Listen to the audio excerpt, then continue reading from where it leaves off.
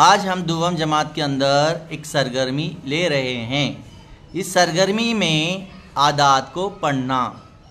लाख तक यहाँ पर हमारे दुवम जमात के तालिब इल्म अली यहाँ पर आदात को पढ़कर सुनाएंगे। तो चलिए अली पढ़कर सुनाइए।